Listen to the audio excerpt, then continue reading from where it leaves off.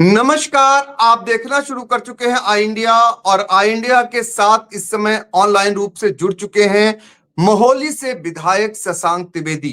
कुछ ही देर पहले विधायक शशांक त्रिवेदी की मुख्यमंत्री योगी आदित्यनाथ से खास मुलाकात होती है। ये मुलाकात बहुत ही खास है। दरअसल कुछ दिन पहले मोहाली इलाके में बाघ एक युवक सौरभ दीक्षित का शिकार करता है। उसके बाद वेद प्रकाश दीक्षित जो उनके पिता हैं, उनके साथ विधायक शशांक त्रिवेदी की मुख्यमंत्री योगी आदित्यनाथ से मुलाकात होती है। इस मुलाकात में क्या बात होती है, सीधे तौर पर हमसे जुड़े हुए हैं मोहाली से विधायक शशांक त्रिवेदी जी। विधायक जी, पहले तो आपका बहुत बहुत स्वागत है। बहुत बहुत धन्यवाद पंकज भैया, बहुत बहुत धन्यवाद आपका। मेरा पहला सवाल यह है कि मुख्यमंत्री योगी आदित्यनाथ से उस पिता की मुलाकात होती है जिसके बेटे को बाघ निवाला बना चुका है, और ये अहम मुलाकात मानी जा रही है क्योंकि बहुत सारी विपक्षी पार्टियां इस बीच वहां पर पहुंची हुई थी, तमाम तरीके की बातें कर रही थी। लेकिन उत्तर प्रदेश के मुख्यमंत्री से ये मुलाकात कितनी अहम है, जब पिता पहुंचता है प्रदेश के मुखिया के पास तो मुखिया की तरफ से क्या कुछ बातें होती हैं, और वो जो पिता है जो आपके साथ गए थे उनका क्या कुछ कहना था, ये दर्शक जानना चाहेंगे। मैं आई इंडिया के माध्यम से बताना चाहता हूं पंकज भैया, आप लोगों को, मैं सबको मैं कहना चाहता हूं कि मुख्यमंत्री जी ऐसे मुख्यमंत्री, ये मेरे मुख्यमंत्री हैं, मेरी पार्टी के मुख्यमंत्री हैं, इसलिए मैं नहीं कह रहा हूं। ऐसे मुख्यमंत्री होना बहुत बड़ी बात है। अपनी तरफ से फोन आना, अपनी तरफ से हालचाल पूछना, और उसके बाद फिर जब वहां पे पहुंचे तो पहुंचने पे जिस तरीके से एक ऐसे पिता जो मर्माहत थे, परेशान थे, उनको उठ के उनको अपने पास वहां पे सामने बैठाना और उसके बाद उनसे पूरा हालचाल पूछना, मैं अभिभूत हूँ। मैं महाराज जी का जीवन भर मुझे लगेगा ये क्षण कि महाराज जी ने इस तरीके से जो उस व्यक्ति को सम्मान दिया जिसके बेटे को बाघ ने खाया। मुझे बहुत ही ज्यादा, मैं इससे शब्द नहीं है मेरे पास कुछ कहने के लिए। मैं देख के बहुत भावुक हुआ कि एक संत मुख्यमंत्री हो तो ऐसा ही होगा। जी, तो वो पीड़ा थी दरअसल एक पिता ही समझ सकता है जिसका जवान बेटा जिसको बाघ निवाला बना ले, और उत्तर प्रदेश के मुख्यमंत्री जी के पास वो पहुंचे और अपना दर्द मुख्यमंत्री जी साझा करें उनसे, तो अपने आप में बड़ी बात तो हो ही जाती है। तो जब पिता एक मिलता है, वो पिता जो अपने बेटे को खो चुका है, जिसके बेटे को बाघ निवाला बना लेता है, उनका क्या कुछ कहना था मुख्यमंत्री जी से, वो क्या बातें हुई। महाराज जी ने पूछा कि बताइए, तो उन्होंने पूरी घटना बताई कि किस तरीके से कैसे क्या हुआ, सब घटनाक्रम बताया, और भावुक थे, बहुत भावुक थे, दोनों लोग भावुक थे। महाराज जी भी भावुक थे और पिता तो भावुक होना स्वाभाविक है। तो उसको, माहौल को देख के मुझे लग रहा था कि अब ये आगे कुछ बोलेंगे नहीं, कुछ कहेंगे नहीं, लेकिन उसके बावजूद महाराज जी ने कहा कि बताइए आपको अभी और क्या, आपको कोई ऐसा कुछ चाहिए या कोई आपको समस्या हो, कुछ आप बताइए। तो मैं आज मीडिया में आपके सामने मैं पूरे उस पे कहता हूँ कि मैं अगर होता तो मैं नहीं बोल पाता ये शब्द। उस व्यक्ति के ये शब्द थे कि नहीं, मुझे प्रशासन पे, मुझे अपने मुख्यमंत्री पे, मुझे अपने विधायक पे भरोसा है, मुझे किसी चीज की आवश्यकता नहीं है। मुझे मेरा बेटा नहीं मिल सकता अब वापस, लेकिन दूसरे का बेटा ना जाए, इसकी व्यवस्था कर दीजिए। किसी तरीके से इस बात के लिए कुछ ना कुछ करिए ताकि दूसरे का बेटा ना जाए। और बहुत भावुक था, पल था वो। मैं अभिभूत हूँ। मैं महाराज जी के ये जो क्षण थे, मैं बयान नहीं कर सकता मैं आपको। बिल्कुल। और देखिए, एक पिता की गुहार है, एक बेटा खो दिया है, उस बेटे को जिसकी शादी होनी थी, और सूबे के मुखिया योगी आदित्यनाथ से ये गुहार लगाया। आज पिता ने विधायक के साथ मुलाकात होती है, कुछ ही देर पहले मुलाकात हुई है, और ऐसे में वो मांग करते हैं कि अब दूसरा बेटा किसी का न खोए।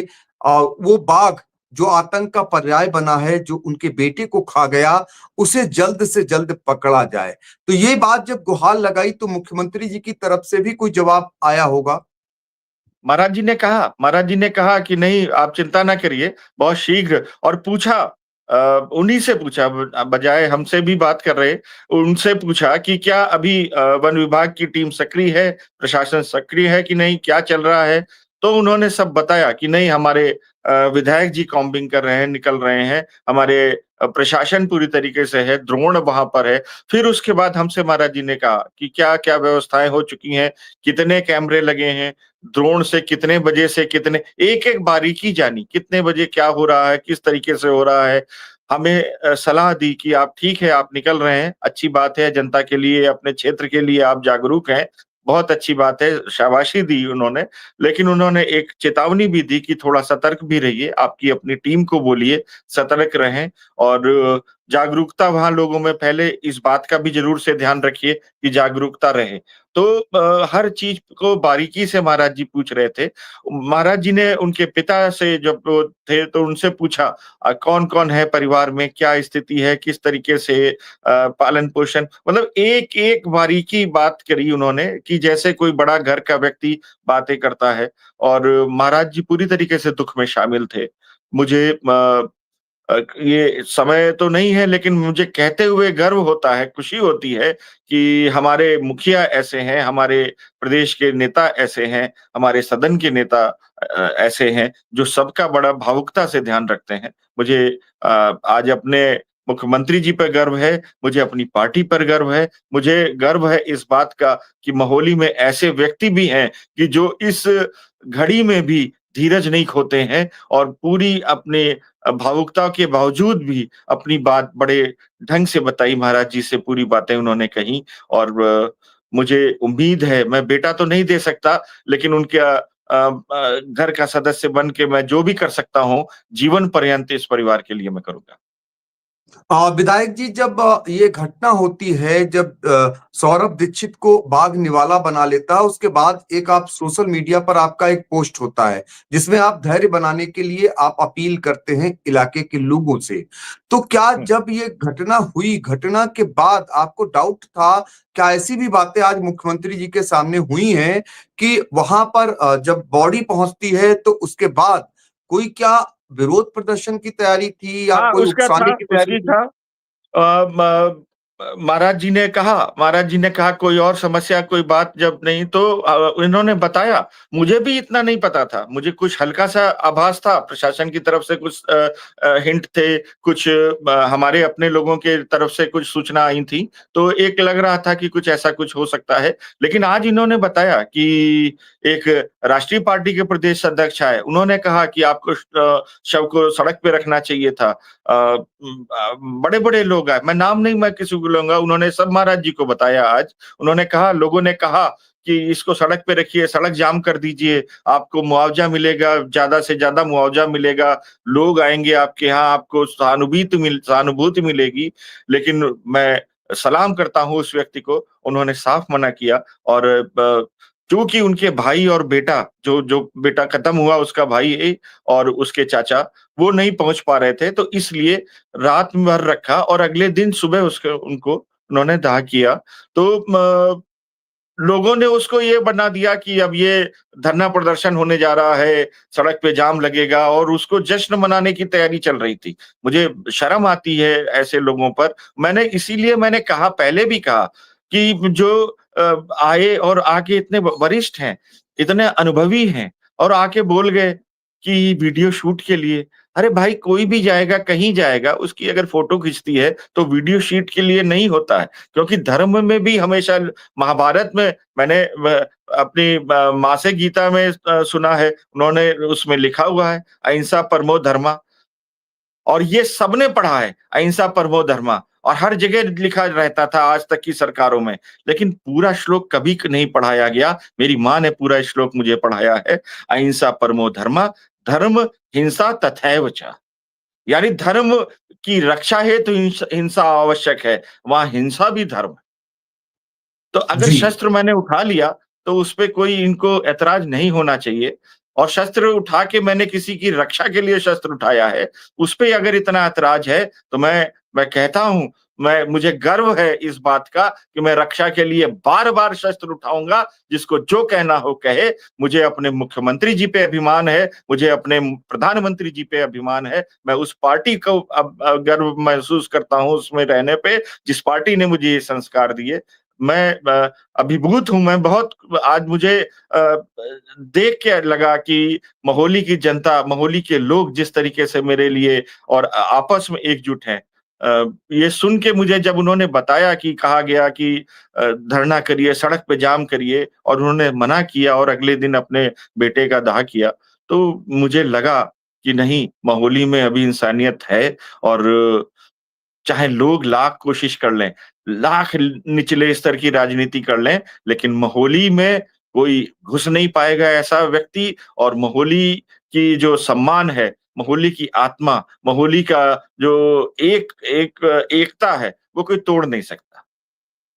जी, तो देखिए हम लगातार बात कर रहे हैं मोहाली से भारतीय जनता पार्टी के विधायक शशांक त्रिवेदी से जो लाइव रूप में इस समय आई इंडिया से जुड़े हुए हैं। कुछ ही देर पहले सीएम योगी आदित्यनाथ जी से बाघ के शिकार युवक के पिता की विधायक संग मुलाकात होती है। उस मुलाकात में क्या-क्या बातें होती हैं, ये बातें साझा कर रहे हैं मोहाली से भारतीय जनता पार्टी के विधायक शशांक त्रिवेदी। आपको बता दें कि 22 अगस्त को और नरनी गांव पड़ता है यहाँ का रहने वाला सौरभ दीक्षित जो खेत गया था और उसे बाघ निवाला बना लेता है। उसके बाद इस परिवार पर क्या बीतती है आप अंदाजा लगा सकते हैं। सौरभ दीक्षित के पिता वेद प्रकाश दीक्षित की मुख्यमंत्री योगी आदित्यनाथ से कुछ ही देर पहले मुलाकात होती है। पूरा इलाका ये मांग कर रहा है कि बाघ को पकड़ा जाए। वन विभाग की भारी भरकम टीम इस समय मौके पर मौजूद है। डीएफओ नवीन खंडेलवाल से मेरी कुछ ही देर पहले बात हुई। उनका कहना है कि 40 से ज्यादा उनके कर्मचारी इस समय कैंप कर रहे हैं और 24 ऐसे नाइट विजन कैमरे लगाए गए हैं जिनके जरिए ये पता चल जाएगा कि बाघ किधर विचरण कर रहा है। तमाम ऐसी चीजों का इस्तेमाल हो रहा है उस इलाके में बाघ को पकड़ने के लिए। थोड़ा मौसम विभाग साथ नहीं दे रहा है। तो इस बीच मोहाली से विधायक जो लगातार बने हुए हैं, क्योंकि ये जो सौरभ दीक्षित है विधायक जी, इनको सरकार की ओर से आर्थिक मदद क्या मिली है? और आप पहले एक मांग किए थे कि इनके परिवार के किसी सदस्य को संविदा कर्मी के तौर पर विभाग में रखा जाना चाहिए। हाँ, इनको कल दिया गया है 5 लाख रुपए इनके खाते में पहुँचा है और कल वो दिया जा चुका है। इनसे पूछा गया था वेद जी से कि क्या किसको आप संविदा पे नौकरी के लिए कहा गया था, तो पूछा गया था कि किसको आप चाहते हैं? तो उन्होंने अब जो उनका जो पहले दूसरा नंबर पे बेटा, जो अब उनका बड़ा बेटा बना है, तो उसको उन्होंने कहा कि उसको वो संविदा पे उसका नाम दिया जा चुका है और जो नियुक्ति पत्र है संविदा पे, वो उसको बहुत शीघ्र ही मिल जाएगा। उसमें कोई क्योंकि जो कथनी करनी में अंतर नहीं है हम लोगों में। हम लोग जो कहते हैं वो करते हैं और जो है वो है। मैंने हमेशा कहा कि मुझे राजनीति करनी नहीं आती, मुझे इस तरीके की ओछी राजनीति कभी जीवन में मैं और ना मैं चाहता हूँ कि मैं करूँ। मैं लोगों के बीच में हूँ, लोगों के साथ हूँ और तभी अब अभी रात में मैं निकलने जा रहा हूँ गश्त पे। मैं फिर आपके माध्यम से कहना चाहता हूँ, आइए आप टीवी पे, सोशल मीडिया पे बैठ के आप जो कह देते हैं कि ऐसा नहीं, वैसा नहीं, आप आइए मेरे साथ घूमिए, आप कौन कह चलिए, देता मैं है? आपको सुरक्षा कौन कह प्रदान कर देता रहा है? हूँ। कौन कह देता है? पत्रकार या कोई राजनीतिक दल का नेता? राजनीतिक दल के नेता अभी आप सब जानते हैं, मेरे मुँह से ना कहलवाइए, वो भी सुन रहे होंगे तो उनको भी लगेगा कि एक अदना-सा कार्यकर्ता, एक मोहाली की कस्बे मोहाली से निकला हुआ एक गाँव का निकला बेटा, उनको अगर इस तरीके से कहेगा तो शायद उनके अंदर शर्म भी आती होगी। लेकिन मैं नहीं नाम लूँगा, वरिष्ठ हैं, उनका सम्मान करता हूँ मैं। आप सब जानते हैं, आप लोग जानते हैं कि क्या है। लेकिन विधायक जी बात वही फिर घूम के आ गई कि बाघ पकड़ा जाएगा कि नहीं जाएगा, ये आवाम भी आपका जानना चाहती है। हालांकि वन विभाग आश्वस्त करा रहा है, टीमें आ गई हैं। आप का क्या वहां पर, चूंकि आप इतना गश्त कर रहे हैं, आप वहां पर क्षेत्र में बने हुए हैं, बाघ को पकड़े जाने को लेकर हमारे मंच से, इंडिया के मंच से क्षेत्र के लोगों को क्या आश्वस्त कराना चाहेंगे? मैं पूरी तरीके से आश्वस्त करा रहा हूँ, क्योंकि जिस तरीके से आज महाराज जी ने बात की, जिस तरीके से महाराज जी को जानकारी थी और वो एक-एक उनको सब बारीकियाँ पता थी। आज वहाँ पर चीफ कंज़र्वेटर फॉरेस्ट रेणु सिंह जी भी पहुँची। उन्होंने भी, एक महिला होने के बावजूद भी, उन्होंने वहाँ पे जाके क्षेत्र में साइट पे और पूरा हर तरीके से उन्होंने एक्टिविटी अपनी करी है और कैमरा बढ़ाने के लिए उन्होंने आज बोल दिया है। मेरी उनसे बात हुई, वो मैं लखनऊ आया हुआ था उस समय महाराज जी से मिलने, पिता को लेके। तो उनसे मेरी बात हुई तो उन्होंने बताया कि कैमरा बढ़ा रहे हैं और उम्मीद है कि बहुत जल्दी पकड़ा जाएगा, क्योंकि जिस तरीके से जो डब्ल्यूटीआई टीम आ चुकी है, दुधवा के लोग आ चुके हैं, सारे लोग एक्टिव हैं, पूरी तरीके से परमिशन मिलके आप ही ने उस समय बताया है कि परमिशन भी हो चुकी है। महाराज जी ने भी पूछा, कोई परमिशन या कोई ऐसी कोई दिक्कत तो नहीं है? तो हमने कहा नहीं महाराज जी, सब है और सभी लोग लगे हुए हैं। डीएफओ भी पहुँचे, आज भी पहुँचे, कल भी पहुँचे। डीएफओ बहुत बढ़िया है। मुझे बताया chief conservator of forest Renu Singh ji ने कि डीएफओ रहमान खेड़ा, जो अभी उसमें एक टाइगर बाघ पकड़ा गया तो उसमें भी उनका रोल था और पीलीभीत में भी रहा। उन्होंने काफ़ी ऐसे वो किए हैं और स्वयं वो जा के जिस तरीके से डीएफओ वहाँ पे कर रहे हैं, तो मुझे लगता है कि कोई संदेह नहीं है कि वो पकड़ा ना जाए, बहुत जल्दी ही पकड़ा जाएगा। बस एक बार वो अगर साइट हो जाए, दिख जाए, कैमरे में आ जाए, कहीं पर भी आ जाए, तो मैं गारंटी देता हूँ कि वो पकड़ा जाएगा। तो इसके लिए तो वन विभाग ने बहुत सारे नंबर भी दिए हैं, वॉच भी कर रहे हैं, वॉचर टावर भी लगा रखे हैं। आप जनता से क्या अपील करना चाहेंगे, चूंकि आसपास के इलाके के लोगों को अगर बाघ दिखता है तो वो कहाँ सूचित करें ताकि ताकि उसको टेंकुलाइज किया जाए, उसे पकड़ा जाए? हाँ, ये बहुत अच्छी बात आपने उठाई। मैं आपके माध्यम से ये कहना चाहता हूँ कि जो सूचना है वो सही सूचना दें, अफ़वाह पे ना करें। कल हम लोग रात में पहुँचे रघुवर दयालपुर। पता चला कि वहाँ पे बाघ है और करीब आधा घंटा 11 साढ़े 11 बजे तक मीडिया के साथी भी थे उस समय हमारे साथ। तो वो आधा घंटा तक उस जगह घूमते रहे, लेकिन कहीं कोई पगमार्क नहीं था, कहीं कोई ऐसा कोई निशान नहीं था, कुछ नहीं था। बाद में पता चला कि कोई बच्चा था, उसने कुछ अफ़वाह उड़ा दी कि बाघ है, तो उसी को लेके और वहीं पे थे तब तक खबर आई कि कुसेला में बाघ है। फिर उसके बाद खबर आई कि नरनी की तरफ फिर देखा गया है। तो हम लोग ये हमारा कहना है कि वन विभाग इससे डिस्ट्रैक्ट होता है।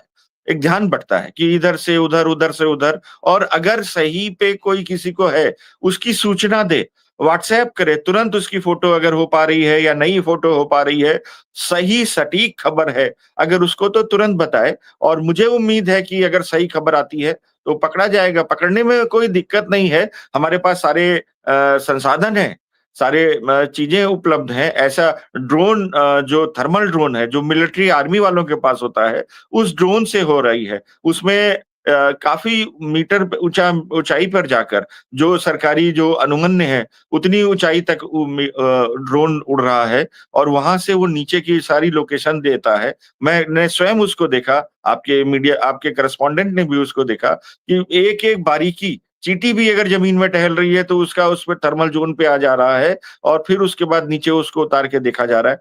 तो अभी क्षेत्र में कहीं पे भी अभी पकड़ में नहीं आ रहा है, दिख नहीं रहा है। अगर कैसे भी किसी भी तरीके से दिखता है, मैं आपके माध्यम से अपील करना चाहता हूँ कि जो भी सही सूचना हो, आप दीजिए। जिसको दिखा वो अगर बताता है और सही समय पे सूचना मिलती है, तो मैं वादा करता हूँ कि बहुत देर तो नहीं, लेकिन जैसे ही सूचना मिलेगी तो आधे घंटे के अंदर वहाँ पे टीम पहुँचेगी और उसको पकड़ के आस-पास घेर के ज़रूर उसे पकड़ा जाएगा। ये मेरा वादा है और मैं एक बात और अंत में आपसे कहना चाहता हूँ कि जी। निश्चिंत रहें महोली के लोग और निश्चिंत रहें ओछी राजनीति करने वाले भी लोग। महोली के लोगों को कोई बहका नहीं सकता, कोई उनको हटा नहीं सकता ईमानदारी और नेक-नीति से।